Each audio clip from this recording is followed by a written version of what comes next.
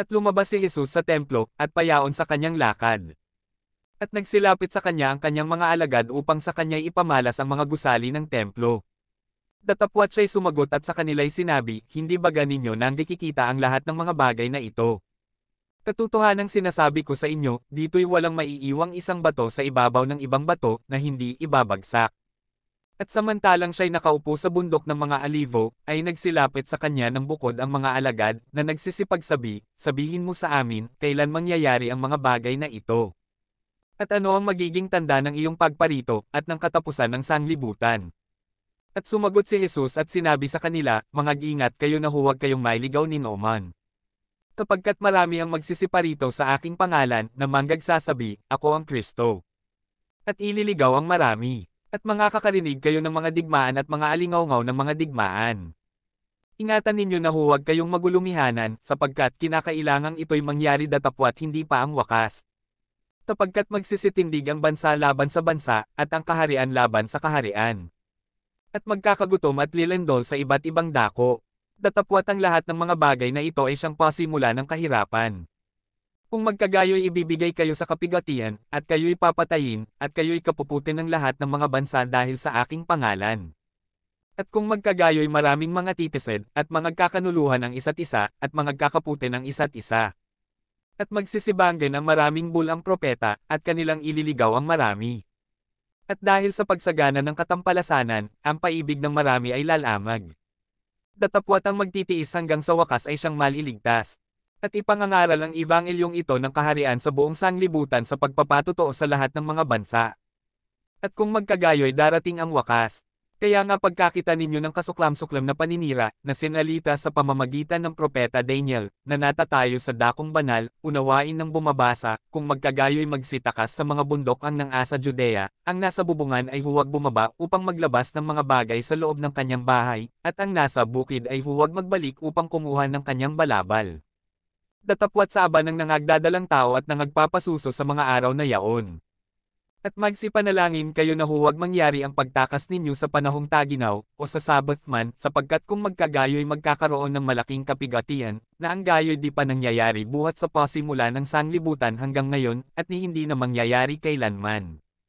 At malibang paikliin ang mga araw na yaon, ay walang lamang makaliligtas, datapwat dahil sa mga hirang ay paiikliin ang mga araw na yaon.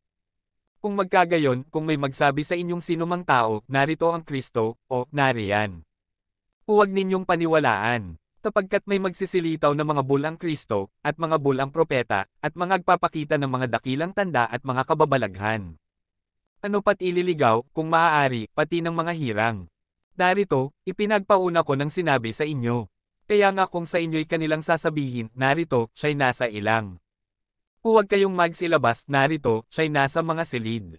Huwag ninyong paniwalaan, sapagkat gaya ng kidlat na kumikidlat sa silanganan, at nakikita hanggang sa kalunuran. Gayon din naman ang pagparito ng anak ng tao. Saan man naroon ang bangkay, ay doon magkakatipon ang mga uwak. Datapwat karakarakang pagkatapos ng kapigatian sa mga araw na yaon ay magdidilim ang araw. At ang buwan ay hindi magbibigay ng kanyang liwanag, at manggalalaglag ang mga bituin mula sa langit, at magsisipangatol ang mga kapangyarihan sa mga langit, at kung magkagayo'y lilito ang tanda ng anak ng tao sa langit, at kung magkagayo'y magsisitaghoy ang lahat ng mga angkan sa lupa, at manggakikita nila ang anak ng tao na napaparitong samasa mga alapaap ng langit na may kapangyarihan at dakilang kaluwalhatian. At susubuin ng kanyang mga anghel na may matinding pakakak, at kanilang titipunin ang kanyang mga hinirang mula sa apat na hangin ng sanglibutan, mula sa isang dulo ng langit hanggang sa kabila. Sa puno ng igos nga ay pag-aralan ninyo ang kanyang talinghaga, pagka nananariwa ang kanyang sanga, at sumusupling ang mga dahon, ay nalalaman ninyo na malapit na ang tag-araw. Gayon din naman kayo, pagka nangakita ninyo ang lahat ng mga bagay na ito, ay talastasin ninyo na siya'y malapit na, nasa mga pintuan nga. Katotohanang sinasabi ko sa inyo, hindi lilipas ang lahing ito, hanggang sa mangaganap ang lahat ng mga bagay na ito. Ang langit at ang lupa ay lilipas, datapwat ang aking mga salita ay hindi lilipas.